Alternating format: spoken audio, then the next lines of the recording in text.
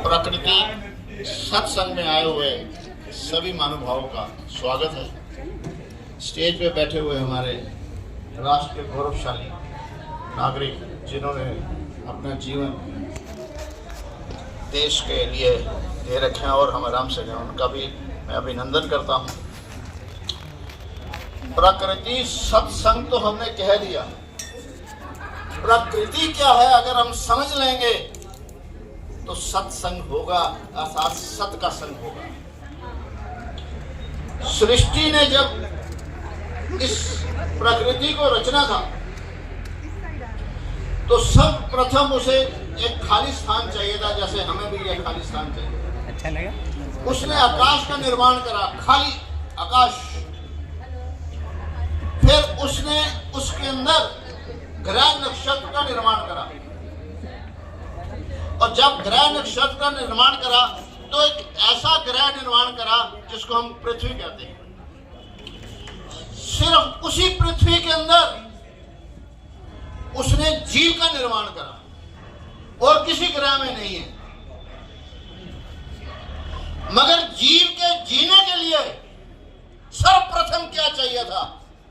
हम उसे तत्व तो कह दिया, मगर प्रकृति की सबसे अहम आवश्यकता थी, जरूरत थी, वो थी श्वास लेने की। हर जीव जब जहां पर भी उसका आगमन होता है इस धरती के अंदर, उसे सर्वप्रथम श्वास की आवश्यकता होती है।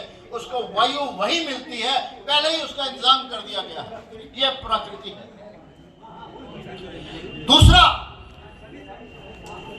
जब उसे ताप चाहिए था शरीर के अंदर, तो सूरज का ताप, गर्मी किसी भी स्थान पर पृथ्वी के अंदर किसी जीव का आगमन हुआ है उसे वहीं प्राप्त हुआ है। अर्थात हमारे लिए अगन का भी आवश्यकता जो थी हमें पहले ही तैयार कर दी थी। ये तीन तत्व हो गए।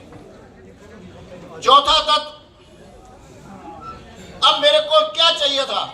मेरे को जल चाहिए था, और जल ही जीवन है। जहां जल है जिस ग्रह में वहां ही जीवन है। सो जल भी हमारा बरसात के रूप में नदी नाला और समुद्र के तौर में पहले ही अरेंजमेंट कर दिया गया था।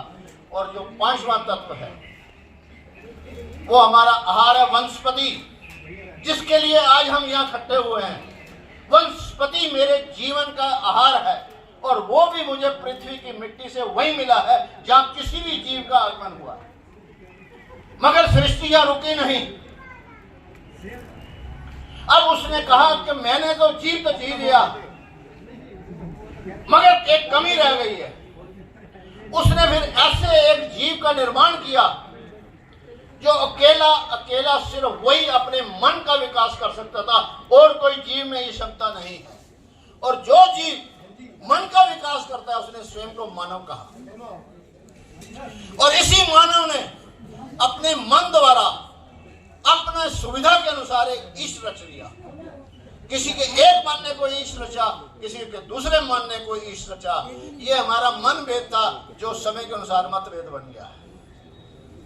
और इसी ईश को जब किसी व्यक्ति ने व्यक्त किया, वो व्यक्ति बना, और उसके व्यक्तित्व से जो सहमत होते रहे वो ईश और पैगंबर और गुरु के नाम से रहे। पांच तत्व सृष्टि ने रच लिए, मगर छठा तत्व सृष्टि नहीं रची। वो मानव को, व्यक्ति को खुद रचना है, अपने जीवन काल के अंदर रचना है। जैसे हमारे रेश भाई जी कर रहे हैं, अपने व्यक्तित्व को निखारना है, व्यक्तित्व को निखारना है। और जो जो अपने जीवन काल के अंदर व्यक्तित्व को निखार लेता है, उसी का ही जीवन का त्याग करने के बाद अस्तित्व सृष्टि में, समाज में रहता है, समाज में रहता है, उसका ही अस्तित्व रहता है। ये 7 तत्व हैं, और इन तत्वों के अंदर अगर मैं देखूं तो मेरा शरीर क्या मुझे देता है?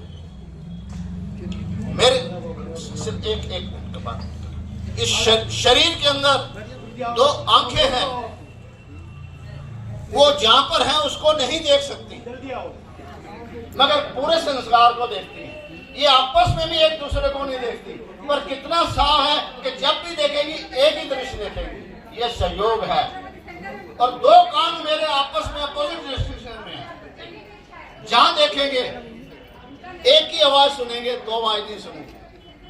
नासिका भी एक ही काम करेगी, श्वास लेगी और छोड़ेगी। मगर मुख द्वार के अंदर एक ऐसी जीवा है, मैंने खट्टा खाया है तो मुझे खट्टा बताती है, मैंने मीठा खाया है तो मैं मीठा बताती है, मैंने कड़वा खाया है तो कड़वा खाती है, गरम है तो गरम बताती है, तो ठंडा है। मेरी जीवा ने कभी मुझसे झूठ नहीं बोला।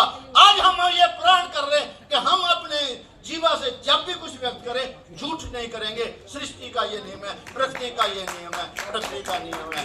मैं आज सबका इस के साथ बहुत बहुत धन्यवाद करते हुए इस प्रकृति के नियम के उनको समझाने के अंदर जहाँ भी कोशिश करी है, आदर सम्मान के साथ मैं आप सबका धन्यवाद करता हूँ।